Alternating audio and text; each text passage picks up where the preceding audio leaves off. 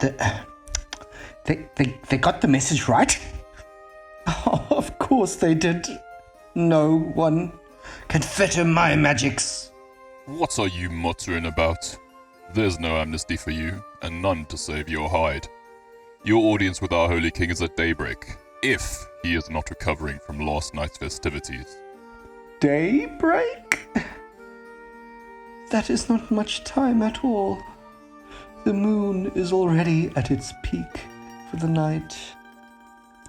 Oh, how I wish I could command the moon to stay where it is. Or even yet, to transport to the moon, where I would have all the dairy and cheese I could ever want. Oh, do you believe the moon to not be edible? I will prove it to you. I will bind the moon's shimmering light with the sparkling wine in my glass to peer into the world of Ramble Shamble.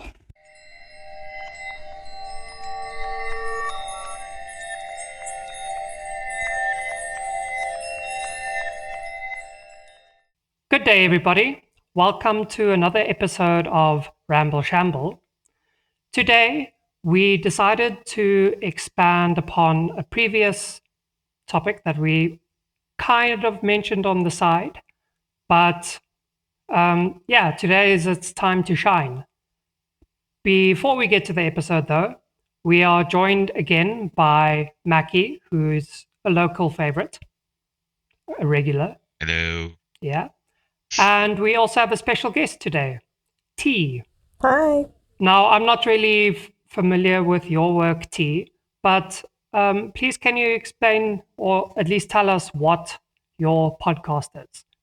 I know that you're another podcaster. That's about it, though. So we are TeaWithUs podcast, and we do a different topic every week, basically. Nothing too structured, pretty casual. We are on every podcast platform and YouTube and Instagram, TeaWithUs podcast. Awesome. Short and sweet, I like it. We run a very similar operation over here. We on all the podcasting platforms that there are. We're on YouTube and we're also on Rumble as well. And we also have our own social medias. That's Facebook, Instagram, Twitter. Well, yeah, those three. I realized I was saying that as if there were more as well, but no, it's just those three. But Discord as well, yeah. Discord's our big one. Just because we're gamers and we just find it super convenient. And having everything in a nice server and building a community is a nice way to spread everything around. But yeah. And I feel like Discord also gets the bad reputation that it's considered only a gaming social platform. But I've seen a lot of people use it for so many different things. Heck, I even used it in my old job. And it was a very valuable tool until the company realized that Teams is more professional looking. Yeah. But yeah, Discord is not just gaming. They share art, they share interests, they even play D&D. I guess that's not a game, but it's more story based. Yeah. It's interesting.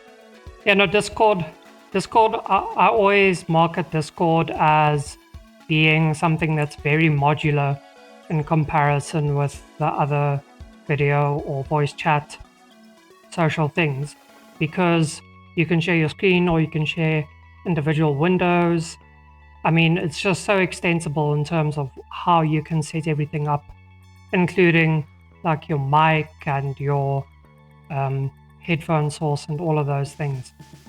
But anyway, yeah, that's where our podcasts can be found, both of them. And I think we can get to today's episode. Okay, so in the previous episode, Mackie and I were talking about the first contact with aliens. And we started to go along the line of colonizing space at some point in the future. And so when T suggested this topic for us, I was very excited. In fact, I thought that Mackie was going to have the episode with her and that I wouldn't be included. So I was a bit bummed about it at first. But I think I would be such a monster to you. it's all right. I suspect that I would have gone on way too long a rant about what I wanted, what my perfect scenario would be. So it's actually better that you guys take center stage here, and yeah, I'll be the host for this one. So I'm gonna give. Before you give the questions, can you, T, since this was the topic you raised, tell us again what made you think, hey, let's talk about the moon. This is so funny. I woke up at 4 a.m. in like a real panic as to what time is it on the moon. I mean, like, panic. I was like, oh my God, I just can't sleep until I know what time it is on the moon, and do astronauts get like jet lag? And I just, for the life of me, I was Googling till like 7 a.m., by which time I finally fell back to sleep. Still couldn't find anything out. And obviously when I was talking to Mackie about doing an episode, we were just saying like about random things, and it was like, well, do you know what? I had this thought the other day, 4 a.m. thoughts, and you know, I still don't know what time it is on the moon. So, yes. No ways. Now I have to know what time it's I on. mean, you know, I'm hoping this episode sheds some light on some of my moon questions. Okay, I think I can get to that right away, although I'm not certain. This is just my own pure speculation over here. Isn't the moon tidally locked with the Earth? So isn't the front-facing part of the moon always looking towards the Earth? So then, by that metric, it would be the same time in any local space on the moon permanently. Okay, so But what I don't time know zone if do they run on though? I don't know. You're on the night side or the day side, and then you probably But get then, to choose. what you're trying to consider as well is that does the moon share the same, like T mentioned, shares the same time zone as the Earth? Because technically, shouldn't the moon have its own time zone, because it has its own complete nighttime cycles and complete daytime cycles? So technically, shouldn't you, if you were to go to Jupiter, you wouldn't say what time is it according to Earth and Jupiter. You would consider, okay, we'll have to think of a whole new time zone, or new time zone for the moon. That's what I get, at least. But then if they're running off Earth time, what time zone? Like Eastern or like GMT, or like what time zone are they running off? I need to know. No, none of us are going to sleep. Nice one. It wouldn't be able to do it on its own time zone because the moon appears to travel around us the whole time. So if it wasn't a time zone, it would be constantly shifting to new time zones. Oh, so it would every have to work on its own metric. part of the world it moves around, so it'd be like on Eastern, then GMT, and like so on and so forth. Is this how it works? I suggest the way that it would work would not be based on time zone, but because it's rotating around the Earth, it would be based on country. So it will be like 12 a.m. 12 a.m. Peru time, and then 12 a.m. Russia time, or something like that. So it would go based on, yeah. So on the moon, it would have it wouldn't be like time zone based. It would be country based. I think. I think it would relate that way. Okay, and I think it would like... actually need to, because otherwise people would get confused about time zones and things. So we would have to take that metric and shift it away from time zone, because otherwise we're going to have like conversion charts and things like that. That'll get a bit out of hand. Okay. I still think the moon has its own personal time zone, not related to Earth at all. But I like your way of thinking as well. Like if you try to link it to a specific country, jeez, that's complicated. It would be some kind of rule like the moon is always at 0000 hour, and then wherever it is 0000 hour on Earth is the time for the moon. So it's in like Russia time, and then it goes to New Zealand time, and then US time, and then UK time. But the moon is always at midnight exactly. Are you getting what I'm saying? Yeah. Yes, I get what you're saying. I found a converter. I'm going to see what the date of my birth converts to. It's seriously got something called LST, Lunar Standard Time. That's crazy. Okay. Sparked a huge interest, yeah. Yeah. Okay, but I think telling the time on the moon is quite interesting and all, but let's talk about colonization now. Okay, so I did prepare 3 questions for us, and that is, or they are, what 3 things do you think needs to be established in order to colonize? And then I left the next part blank. So you can choose where we should colonize first. And yeah, that's your own metric. You two, the listeners will be choosing from your responses which one is more likely or plausible or rational for colonization effort. So you can shoot yourself on your own foot here with regards to where we colonize, but I'm going to leave that up to you. The second question is, what do you anticipate the first thing will be that will go wrong? The third question, and the last one, is how far do you think we as humans will get in our lifetime? Now, that can be in terms of light years, or it can be like the level of Kardashev civilization that we become in our lifetime, or yeah, whatever metric you decide. Again, are you familiar with the Kardashev scale? No. T? Nope. Okay. So Kardashev was like a Russian scientist in the 60s or something that proposed a way of ranking life forms in the universe and those civilizations based on the level of power consumption and exploitation they use. So he said you get 3 types. I think a type 1 is a civilization that can harness all the energy on their planet. A type 2 is their solar system. And type 3 is then an entire galaxy. So for a type 1 civilization, it would have to be some kind of Dyson sphere around the sun that can absorb the heat and the light. Isn't that a type 2 civilization? No, that's type 1. Oh, no, okay. sorry, you're correct. You're correct. So yeah, it's type 2. So Type 2 is where it's absorbing the energy from the sun and then it allows us to go to there. We're technically a type 1 civilization. So in simple man's terms, type 1 is currently where we are. So we only able to use what we have in our current planet. Type 2 is where we're utilizing the sun to power and kind of explore the rest of the galaxy. And type 3 is basically we're now incorporating the entire. Is type 3 galaxy or universe? It's galaxy. So the way I think about it is type 1 is when you can exploit the planet. Type 2 is when you can exploit the star. And type 3 is when you can exploit the black hole. But that's, again, just my rationalization. Yeah. Okay, so those are the 3 questions.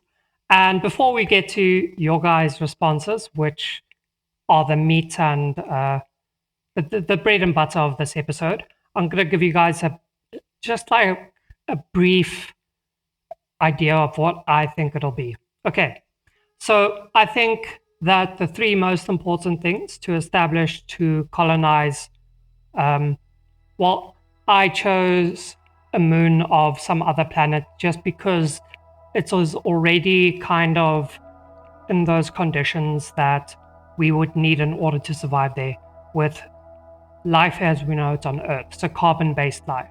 And I believe that it's either Titan or Enceladus, the moons of like Jupiter or something, that are a bit more amenable to human life. Now, the mission would be to actually get there.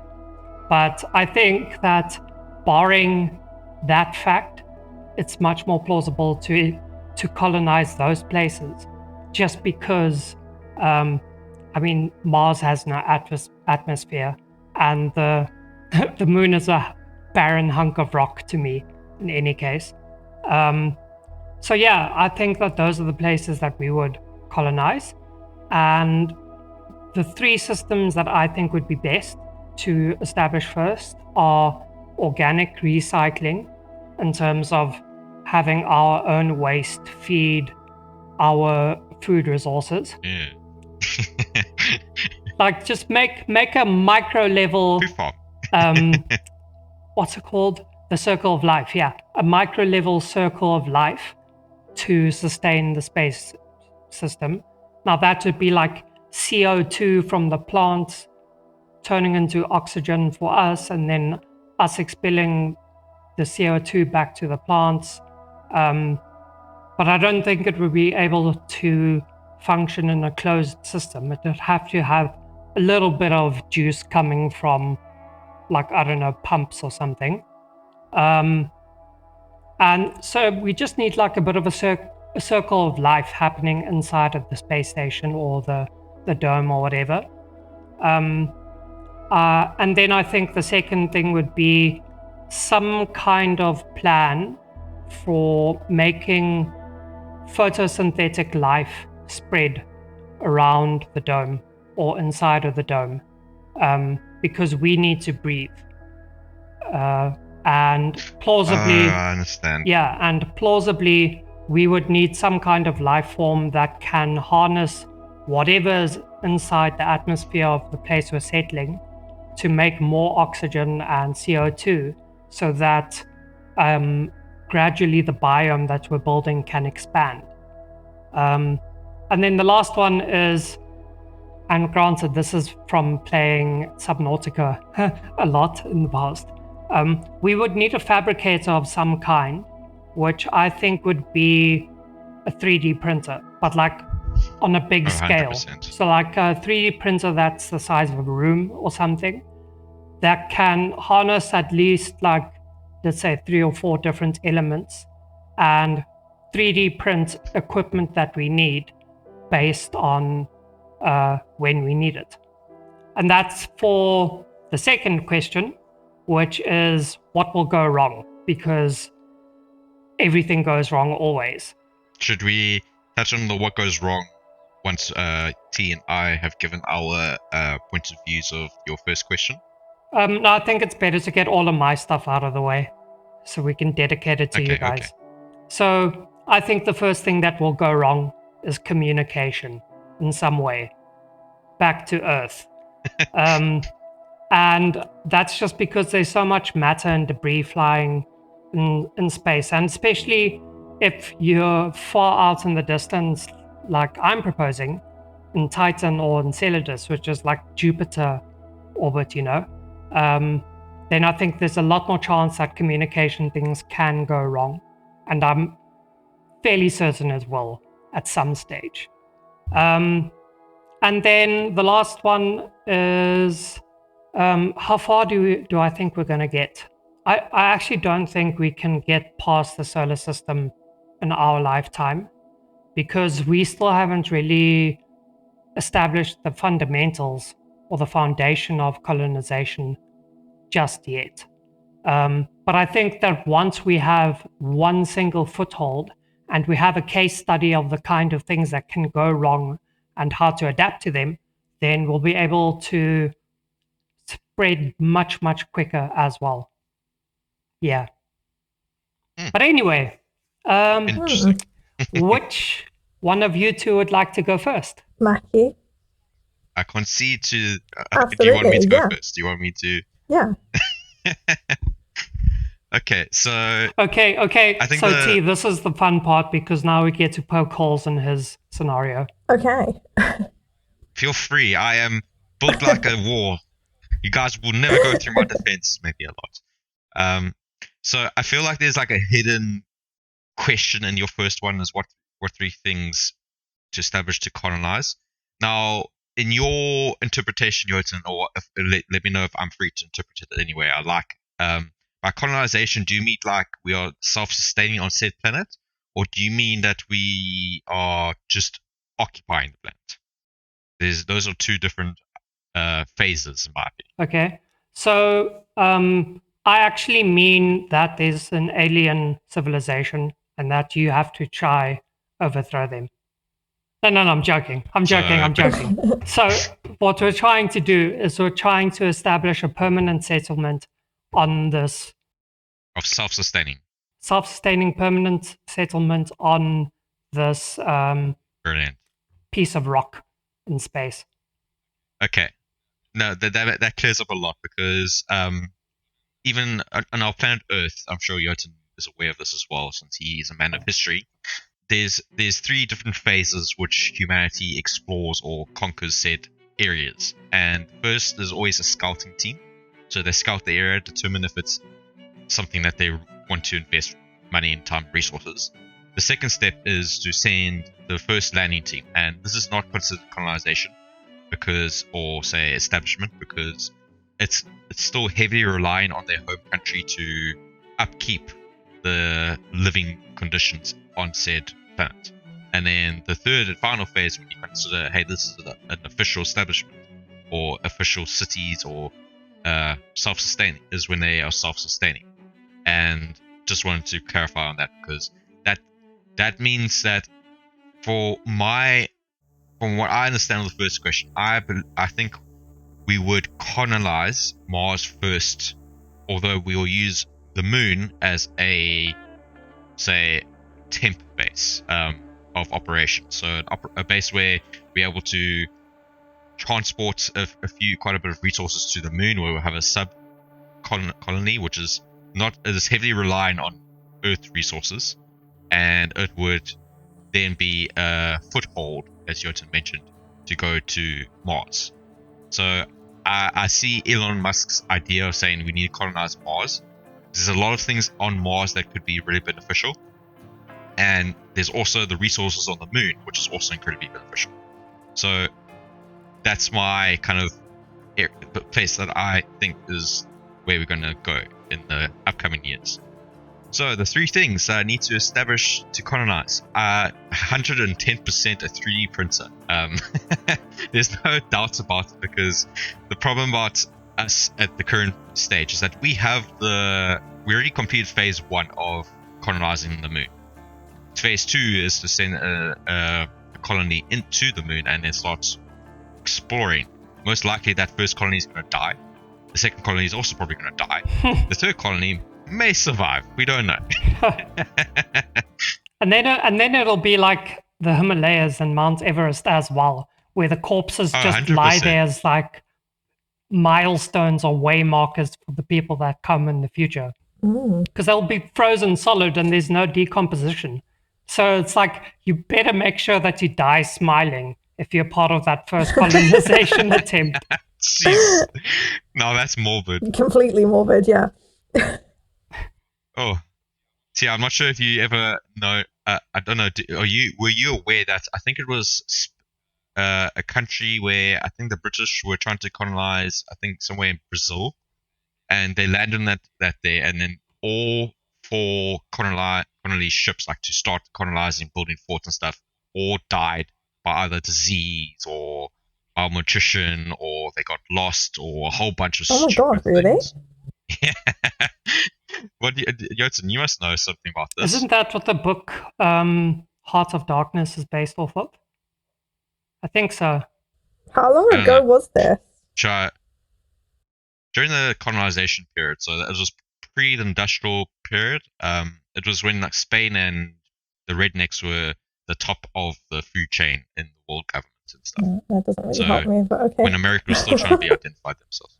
Sorry, I don't know. I'm bad at years. I'm not a history buff in here. This is Jotun's territory. Well, But let me go to... there is a like a seminal book called Heart of Darkness by Joseph Conrad, but that one's about going into the African interior, not about South America. I'll send the link to you guys. It's an interesting short thing. Yeah, cool. in fact, I think that it's the opposite in South America. I'm pretty sure. Like, the Spanish went there, and then it was the natives that got murdered and, like, wiped out, not the colonizers. Yeah. Okay, actually, a good example is when America started colonizing America, and the whole Turkey Thanksgiving thing came around. Basically, even then, the Americans were dying and starving because they couldn't live off the land because they didn't know what to do. So Okay. they had to, again, took advantage of the native species. That's where Jotun's pulling out. And basically they took whatever they wanted. They never looked back. Only now that there's like some mild grudges, but that's not the point. So phase 1 definitely requires a 3D printer. And I would use on the moon, why I say the resource of the moon is going to be needed for colonization of Mars, is once the rocket has reached the moon and we rehydrate, the moon has water on it, frozen water, and we would convert that to rocket fuel. So it's got hydrogen and oxygen. In that way, we have the fuel necessary to travel to the Mars. But including there, since the rocket is almost considered weightless, traveling to lift off the moon, it needs less rocket power to do that.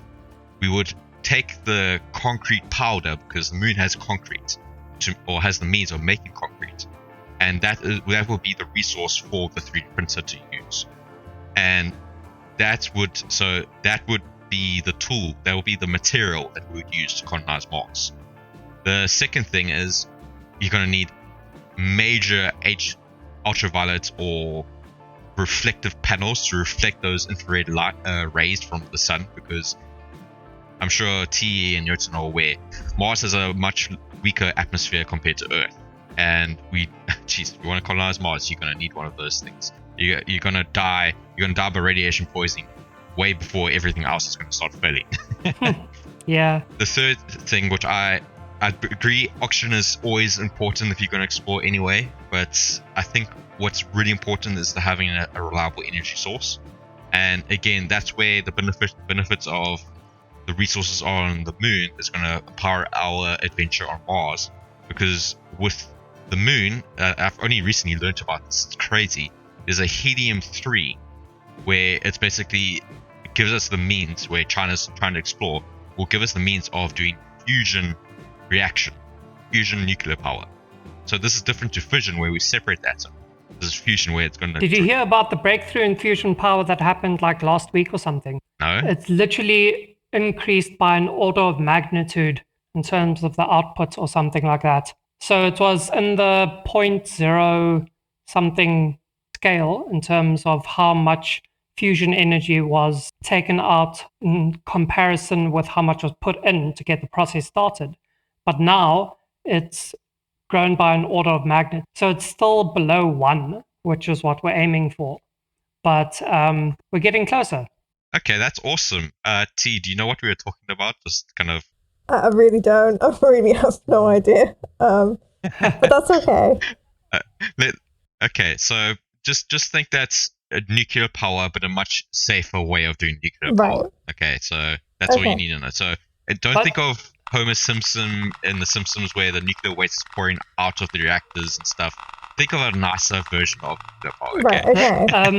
Right, the reason why we want fusion energy is because it's 1,000 times more productive in terms of the energy output compared to the current nuclear technologies. Like the reason why something like the atom bomb is so dangerous is because they have to use our current form of creating nuclear energy just in order to fuel the actual business end of the explosion, which is nuclear fusion. But anyway, I think you can carry on, Mackie. Yeah, those are my 3 things. So it will be 3 printers. Then I said that we need to have reflective panels to reflect off the radiation. Again, if we were living on Mars, we'll definitely be like mole people on Mars, because we really want to minimize that radiation killing us. I don't want to become a mutant Mars man. And the third thing I said is definitely we're going to have the means of making our own energy sources where we will have nuclear. So I think by development means moon will be sub-development. I don't think we would be able to sustain there because there's too many complications, meteorites, all kinds of stuff. And then when we go to Mars, that's where we'll start to say, hey, this has a better conditioning of living on. I don't think Jotun's one is feasible, because how on earth are we going to get past the asteroid belt? It's going to be a mission for me. I did say that the hardest thing would be to get there. Yeah. But I mean, it's like it's the initial difficulty of getting there versus all that effort that you'd have to do in order to establish an atmosphere or bear with the fact that there is no atmosphere. And for me, that's a clear trade-off. No, 100%. Or winner. But yeah. No, I agree. Okay. I think we'll do this question by question instead of like all three together like I did. T, before we hear your response, are there any holes that you can poke in Mackie's argument? I mean, I actually think, and I actually agree with quite a lot that you say. And I think 3D printers, I wouldn't have even thought of that. And I feel like it's an absolute essential, isn't it? Because you can't, bring all the stuff you need with you, obviously. You need a way to make it there, don't you? Because... You could say that we have elevators that go up and down. I don't know. I feel because I was, doing my, my research earlier, and it was they can't even take the rocket fuel with them. So I totally agree with what you say. We're going to need the moon because you can't bring it, but then you're going to need someone on the moon to bring it to you, aren't you? So you can leave because they said it's too heavy to take. So I kind of agree with you that the moon is going to be a sub-colony for sure. Yeah. That's cool. Because I feel you need a midway point, don't you? With stuff that you're going to need. Yeah. Yeah. So I do agree. Like a supply line. Yeah. Well, I think what we can definitely do for the 3D printer to get it to the moon, they would transport. So I think there's a lot of means to do it. So obviously we're developing faster jets, faster planes that can break atmosphere and that kind of stuff. And I feel that that's a means of, since we have a satellite that rotates around our planet, including the moon, is that we could have one of those jet planes with the said parts or packages and parcels, and they'll break atmosphere just to kind of have a latch at the top that would release, and as they're going down, because of all the forces, it won't go down with the jet because nothing's holding it down. It'll float up into space, and then they will have a sub team to kind of grab it to collect it. I think that's I think that's possibly what they will do to send the components to build their 3D printers to go to the moon. Yeah. There was just one thing you said in the beginning that I thought didn't make a lot of sense. And that's that you said the moon is the most important thing because of the building a stepping stone towards where you actually want to colonize. But you said it in an opposite way though. You said something like the moon isn't that important to colonize at first because you want to colonize Mars. But then you change down the line to say that actually the moon is the most vital because we need a supply line of some kind. Sorry, what I was meaning there to clarify, I agree with what you say. Colonization of the moon is not vital. Well, it won't happen before we colonize Mars. I say the resources are from the moon is what we want. So basically, when we have that sub-colony, we're just using the moon as resource. That's it. We're not building any long-term. It's going to rotate people. People are not going to live on that planet, the moon, for extended long periods. They're going to rotate that consistently between teams and stuff. So that's pretty much why I say it's not colonization. It's basically just resource gathering. So think of an asteroid. You'll just go up to the asteroid, grab what you want, and leave.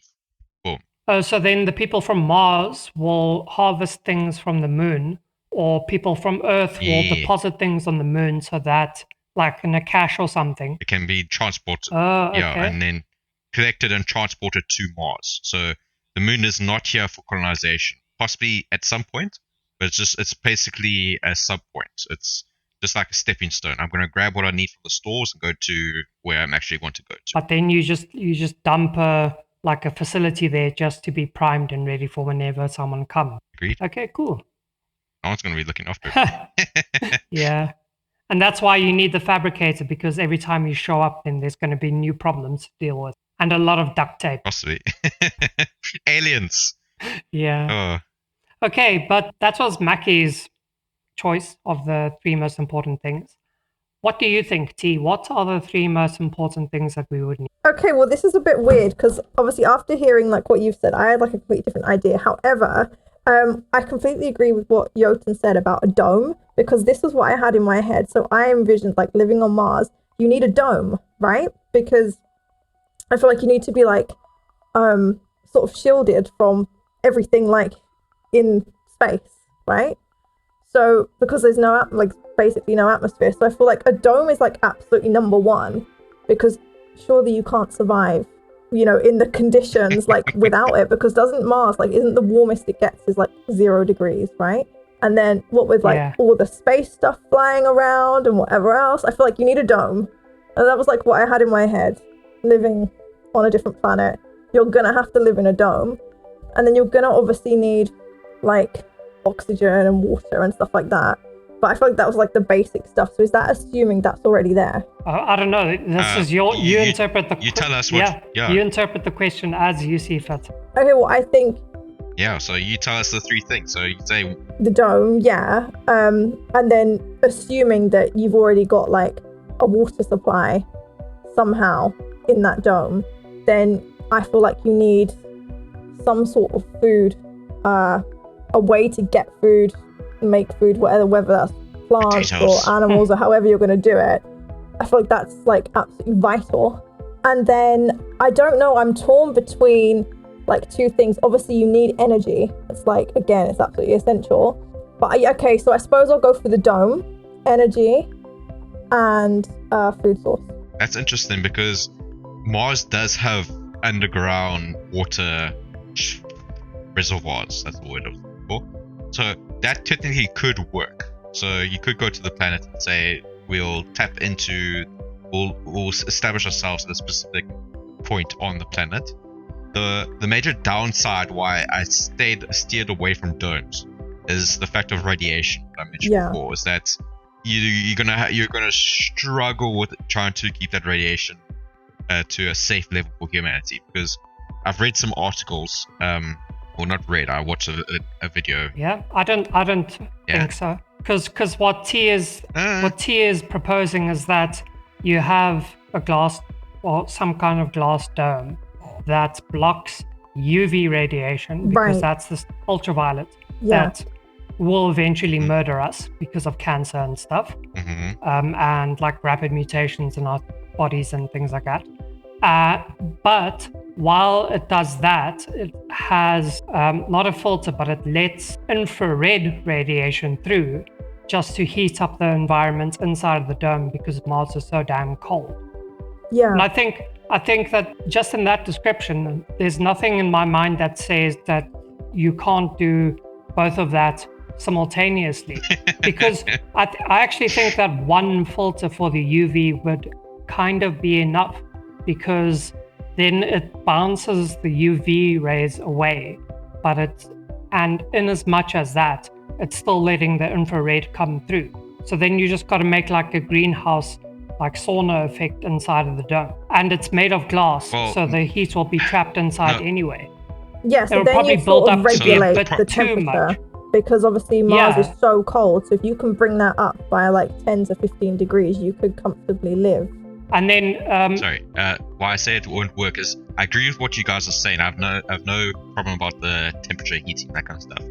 Is that the glass that we know, the kind of means of our kind of filtering out UV light is not to the scale that Mars will have, because of their atmosphere is so much weaker than ours. The amount of UV radiation is quite a bit larger. So the theoretical means of us to kind of survive on Mars at the moment, to avoid radiation causing cancer and a number of different things that we're not quite fully aware of, is us to like even become bald people. That's what I mentioned before, is that even that doesn't completely eliminate the UV radiation.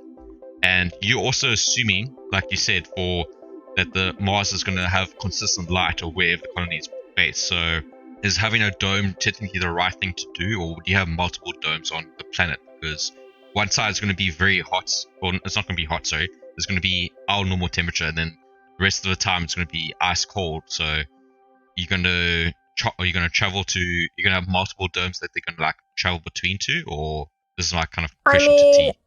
I don't know if you've ever seen the movie Downsizing. But those sort of domes that they live in, that's like what I had in my mind. So I mean, yeah, you could have like loads of domes, and like then you could get your vacay in like the cold dome, and then you could go back, and you would really live, wouldn't you? So I feel like, yeah, you could definitely have like multiple domes, maybe with some tunnels to like, get between places and stuff.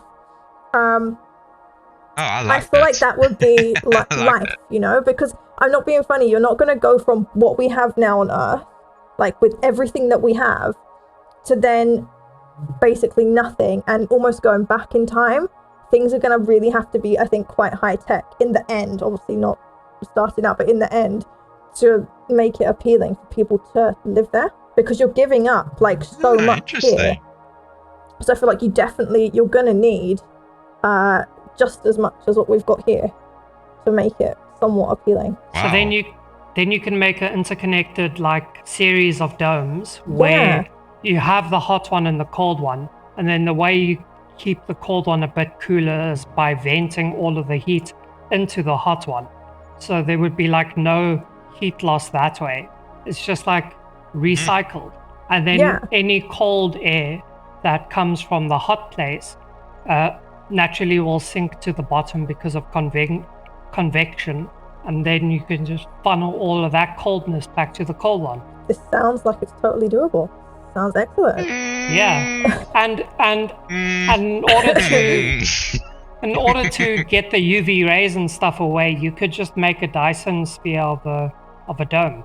So then you just have like mirrors or solar panels on the outside, and you can actually use that heat to good effect, or that radiation. That could be your power source. Yeah, it's definitely something to look into. I still think because they even, like when I read this one article, they said that even the material that normally does reflect these radiation is not going to be 100% foolproof. So yeah, look, I definitely agree that the dome heating is definitely going to be beneficial, but that is definitely something that obviously I cannot tell for sure. Okay, so I said that communication would probably be the first thing that goes wrong. I say T should go first. Yeah. Let's sling it towards the guest. I think the very first lot of people that get there, I don't think it's going to be established enough. I think a lot of people are just going to end up dying and not being able to get back to Earth. I think it's going to be lacking in quite a lot. So I think the first thing that will go wrong is the initial group of people that went to live there will actually die. And so a second group is going to have to be sent. So I think that will go wrong. And I think it will definitely happen first, because it's like the test group, isn't it? So that's what I think. So your first thing that's going to be wrong is that there's just going to be like large scale death. Yeah. Death in the colony. Yeah. And I just want to ask this as well. So when the first group gets to the planet, and then will they obviously die? Will the second group expect to say, "Oh, I'm sure Bobby's still alive," and then land in? It's like just. I mean, gone. Potentially. Yeah. Because man. I just feel like it's not going to be, because obviously these people are going to have to go there to establish the colony, and I just feel like they're going to be lacking in too much, because they're going to have to put the dome there and do all these things. So I feel like they're going to be lacking too much, that the majority of them will die out just purely because of what they're lacking. Interesting. What altruists willing to die for humanity? If I was the last person of the first colony that was still alive, I would actually arrange all of the dead people that aren't decomposing as like waypointers myself, and like have them point towards where the colony is, like with a sign on their chest saying like home is that way, and another one pointing towards like the resource deposits and the cache, just so like the second people can know where the hell they're going. Oh my god. There's no way that we can be certain that the GPS trackers for the settlement and the resource depot will still be functioning. So you gotta set these fallbacks so that people know exactly where they're going. 100%. I mean, that's a really interesting. And then you can make them smile as well.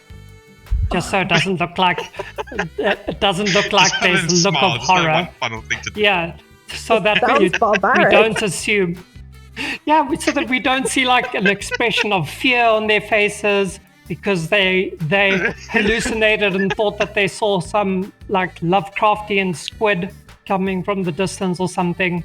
No, you want to make them smile I and mean, be we pleasant. don't want to put the second colony off, right? So yeah, you need to have everyone like smiling, looking like everything's fine. We don't want anyone leaving.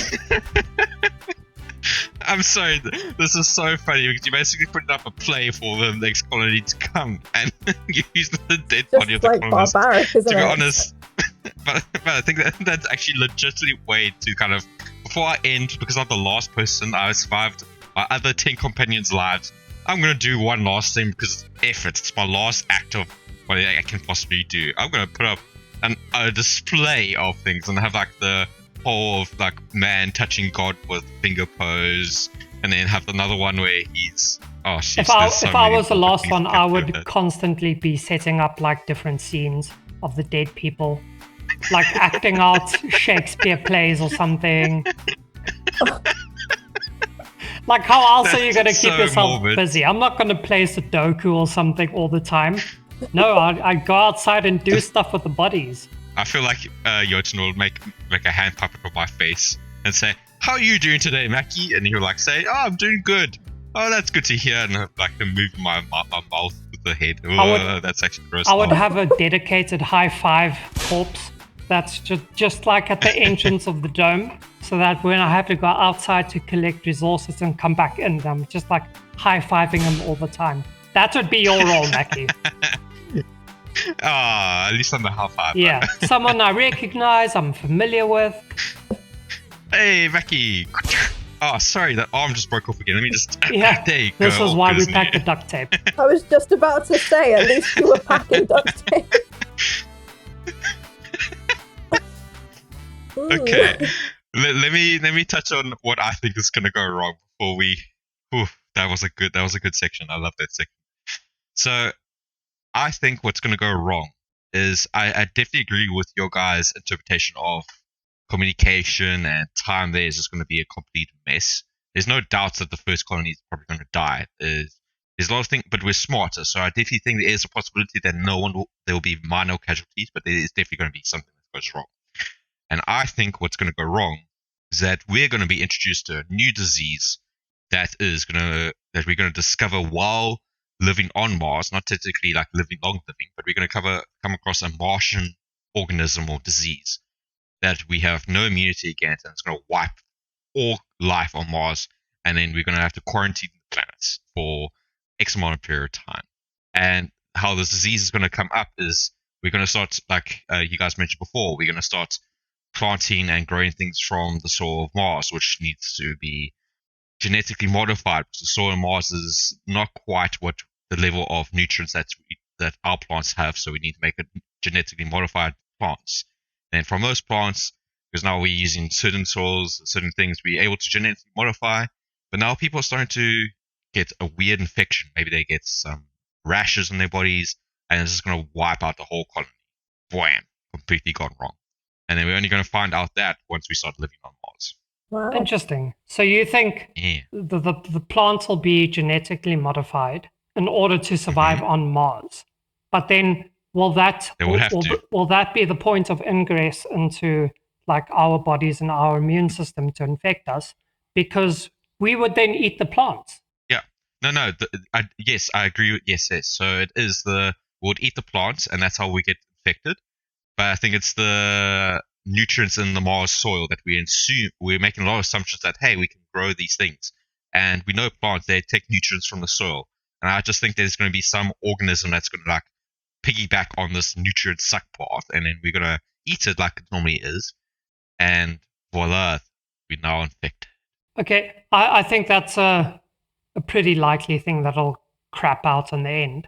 But I think that the way in which the disease will come to us or whatever is actually through the water supply, because assuming that life can only exist as we know it, with water being absolutely essential, I would think that the only place that we could be certain life could exist on Mars would be in the water supply in some kind of way. And you said like there are deep cisterns and stuff down underground. which is already also, like you said, mole people, or at least underground, so it's protected from the UV rays. Mm. Yeah, I think that would be the way it happens. The water supply. Thanks for strengthening my point. It's always the water supply, dude. That's how they even found out about germ theory in the first place. Because one guy, like in the 1800s or whatever, noticed that there was a lot of sickness going about. And when he plotted it on a map, I think it was like London or something, then he realized that it was all coming from a specific well that was like fetid or putrid or something like that, and that was causing all the dysentery and stuff that was happening in the neighborhood. Yeah, you have to be careful what you drink and eat. It's really something that really can mess you up. Yeah. Okay. So I think I'll go to the last point unless there's further queries about my disease theory. No, you can go straight to the last point. How far will we get? In my lifetime, I think we will start the processes of colonizing the moon. Like I mentioned, my first one, we won't finish colonizing the moon, but we'll initiate phase 2 of colonization of the moon. And I definitely think in my lifetime we will definitely start phase 2 of colonization of the moon. I don't think we'll maybe do a scouting thing in my life during our lifetime. I don't think that we would start phase 2 of Mars colonization. Look, the moon is definitely our starting point, and I think phase 2 is coming soon. The thing is, the reason why I point us towards that it will happen in our lifetime is the fact that phase 1 of moon kind of scouting missions is basically completed. We've done a lot of research, we're consistently researching it, and we technically have all the technology needed to start colonizing on the moon. And yeah, I think that's where, at the point of where I pass away, I think we would basically be maybe a third way through phase 2. I wouldn't say we finished phase 2. No, heck no. But I think a few colonies will perish by the time me being an Earth dweller will perish. I think is there something more I should answer there, Jotun? No, I think that about covers it. So you think we'll get started on phase 2. And can you, before you go anywhere else, can you explain exactly what the phases are again, just so that we have a recap of that? So phase 1 for general colonization, phase 1 is scouting. So basically we touch on the planet, take a few things, take a few samples, and we leave. So that's phase 1. So we've basically done it with the moon. We've landed on the moon we've landed on the moon again, and it's just we've done phase 1. We've explored the moon, we've taken photos, we had satellites viewing it. Phase 2 is where we go onto the planet or country, and we heavily rely on the resources from our home country. So it's not self-sustaining. It's something that is heavily reliant on our home country, also our home planet.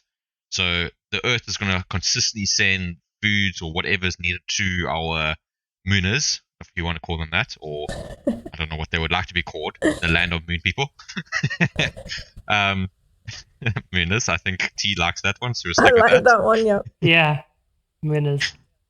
What would their flag be? So, yes. Their flag would be just like two perfectly shaped and cupped ovals. Yeah. Just like white on the field of black. Yeah. With a little star at the back, like in between the two spheroids. Spheroids. So yeah, the mooners are going to have to heavily rely on resources from Earth. So that's phase 2. And then phase 3 is full, like, self-sustain. So yes, we would still trade with Earth, but we, at a certain degree, can self-sustain. So we produce our own food, so we can not completely cut off, but like we'll eat a lot more moon food. We'll do basically all that kind of thing. So 3 is where you quite established, you got a family, everything's quite settled. So you're now prospering. You're not necessarily surviving. Where phase 1's more like we need to survive and hold on to that next supply drop, or we're gonna die. Phase 3 is where no, we can do what we can do. We have the resources, we have the knowledge, we have the understanding. So that's the 3 phases. And phase 3 is generally what they consider as like the final phase, where life can grow, cities can grow, and all that kind of stuff. So that's when things just really escalate. Then it's just a matter of time to see how quickly everything can spread out from the next. 100%. Okay. And that's why I don't think we would finish phase 2 before my lifetime. I think we would, because look, we have amazing technology, but because the moon is such a completely new territory for us, that we're going to do a lot of trial and error. And I think, hey, phase 3 is definitely where things are just going to be so epic. It's going to be flying saucers. There's going to be like proper rockets. They're going to be these specialized mining things to mine from asteroid belts. We're going to find new and interesting diseases, aliens, and minerals. It's going to be a world of adventure and destruction. Sweet. So you reckon middle of phase 2? Yeah.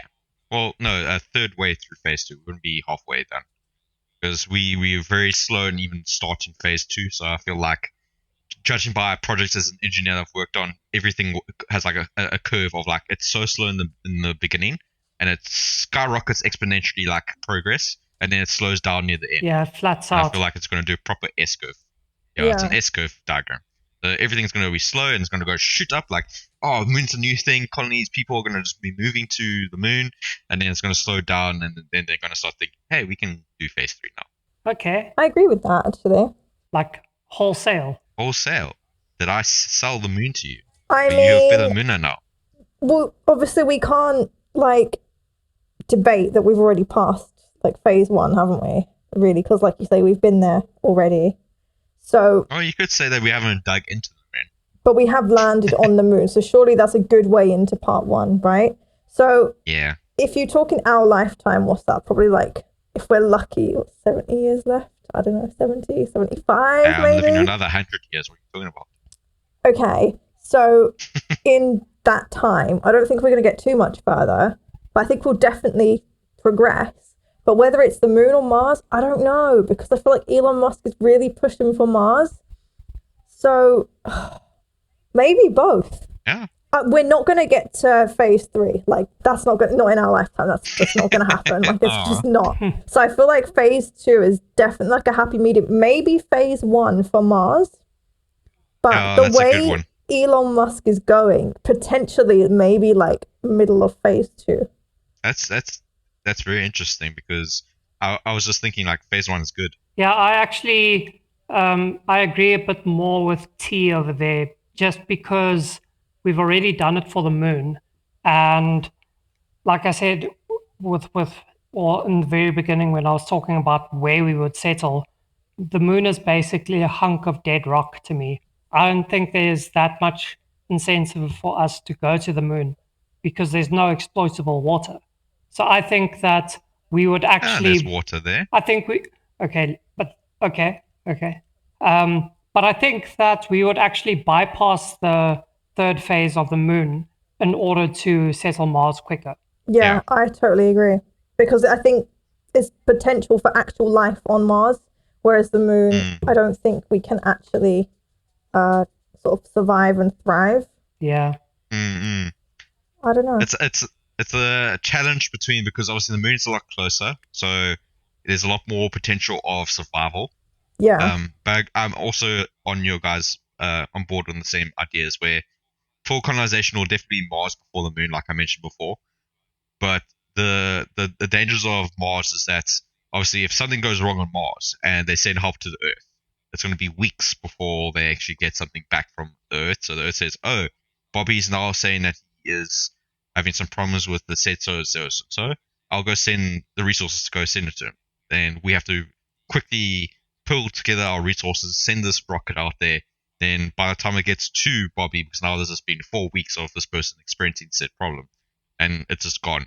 Where on the moon, it's at least a little more proactive. We have already a satellite where we can, or midpoint, come to the moon, and communication's a little bit quicker. But yeah, there's a lot of things that can go wrong. But we all genuinely agreed that the first people would die anyway, like the first 2 settlements or something. So the first, like the test people, definitely. So that shouldn't even be a factor, like the whole 2-week thing for help to come or whatever, because we know they're going to die anyway. So it's a suicide mission. And they doesn't must just it go take like months to travel to Mars?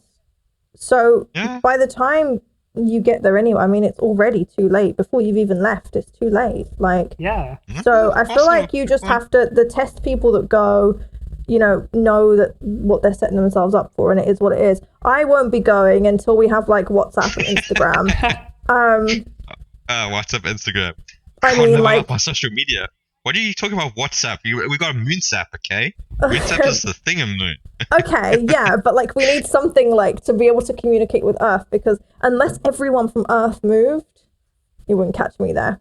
But the test people that go, yeah, it's by the time they've left, I mean, it's already too late to send help. You're already months behind. So Yeah.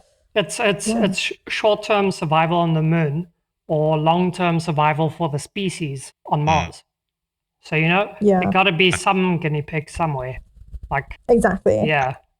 I can just imagine that Jotun having control of this robot, and then every day colony he just kind of arranges in a typical art fashion. Like he has like this robot that drags the bodies away after they passed away, and then like when we fully colonize Mars and the moon, you just go over this hill and you see all these like dead sand sculptures of people just passed away in these weird poses and depicting these weird fashion You would styles. think that they're dead sand sculptures, but then you go there and you see actual Yeah. corpses. This is just sounding more and more barbaric. You'd probably need to wash them every now and then just to get the Mars dust off.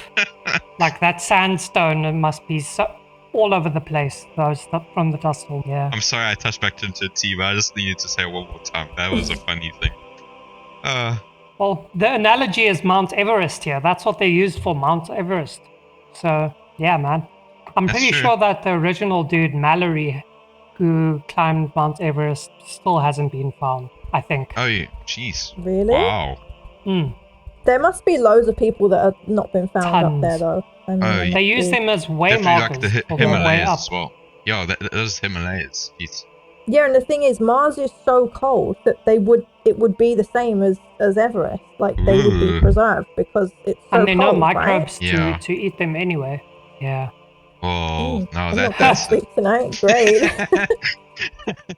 I actually think one of the first things that will go wrong for people is just the way that our bodies will be affected. Oh, 100%. At least, Actually didn't touch yeah, that. I think the second generation of whatever's the phase 3 people on Mars would have serious health problems, unless they had like an education and upbringing inside a far more gravity intense place, or let's say a space station that actually has centrifugal force generating the gravity, because otherwise it wouldn't end very well, because at least for the development phase of those human beings they would need normal gravity. I think adults are far more hardy because their bone structure and everything's already set.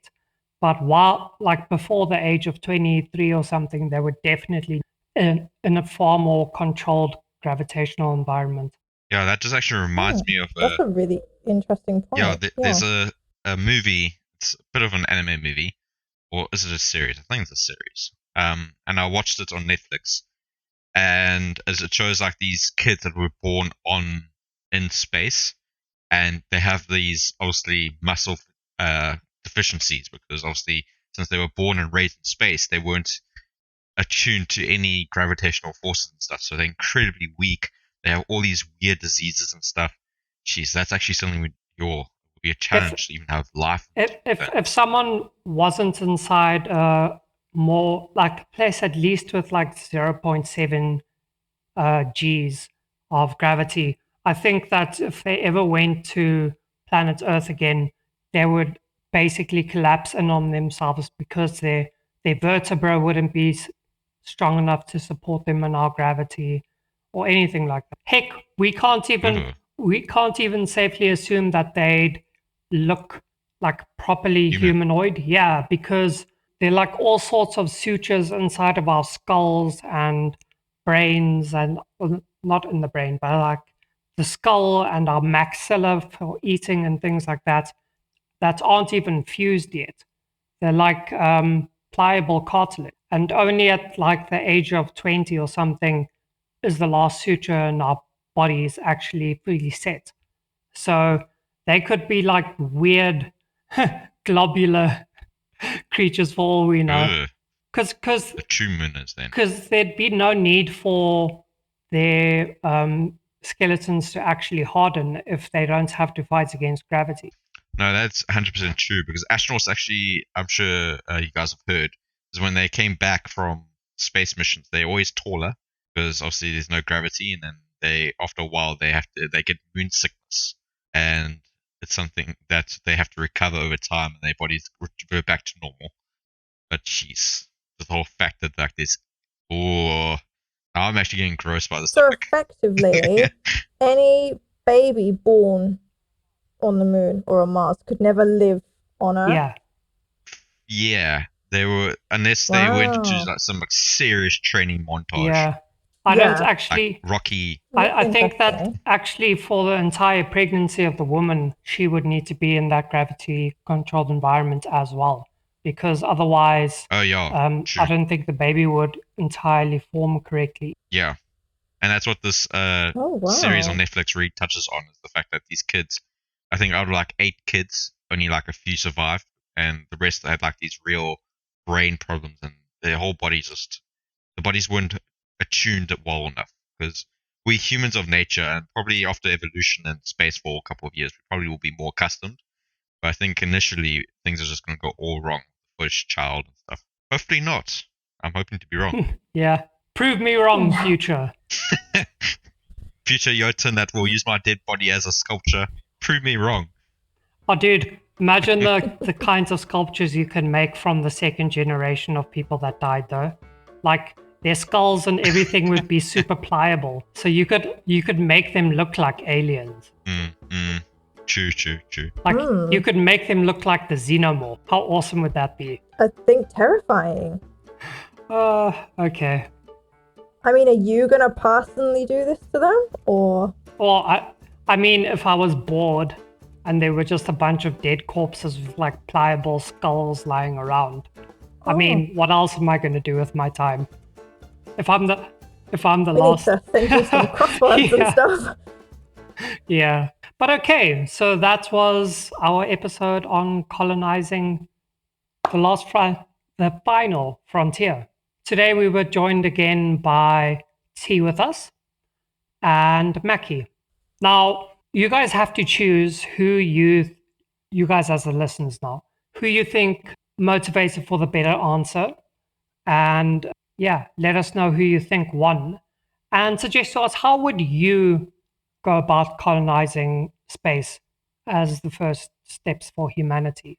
How far do you think we will come in our lifetime? Okay, and from our favorite responses, we will choose one lucky person's response in order to make a bonus episode for this episode called Ramble Shamble, because that's a little bit or a little piece of the main episode. And yeah, we'll find that from the Discord or from the YouTube comments and talk about that for a little bit. Hopefully we can maybe get you back here, TeaWithUs, just so that we can get your wonderful insight again. And I would love to come back, yeah. so where can we be found, Mackie? Well, guys, it's quite simple to find us. We are available on every podcasting platform. That includes Apple Podcasts, Spotify, Stitcher, Google Podcasts, pretty much every podcast you can think of. Probably there's some weirdos out there, but again, we only post to the ones that are mainstream at the moment. And again, guys, we also post these on YouTube on the same time as these audios go out, so that's really great. You guys can comment on those videos, which we really appreciate, as well as like and subscribe, maybe. We also do try to post on Rumble as often as we can. It's not as regularly as YouTube. And the best way to communicate to us, to play games, chat, and in general, do just like be part of Ramble Shamble, is to join our Discord, which we have highlighted at the beginning of this episode. It's important that you guys join our Discord so you keep up to date with when we take a little break, especially after the Christmas break that we possibly have had. These timelines and these audio recordings always change. But again, guys, we do really appreciate if you guys can give us the 5-star rating on every platform that you can think of. whatever you're listening on, as well as share it with your family and friends, because that will be the best way to spread and grow our Ramble Shamble account. It's also worthwhile to check out our previous episodes if you have not listened to them already, because there might be another interesting topic. Unfortunately, we don't have T to join us, but there's other topics that may of interest to you. And if you don't quite enjoy it, we always cover a range of topics, so feel free to share with us. But yeah. Absolutely. Awesome. Okay. Well, thank you for joining us, dear listeners, today again. And we'll see you next time. Bye-bye. Bye.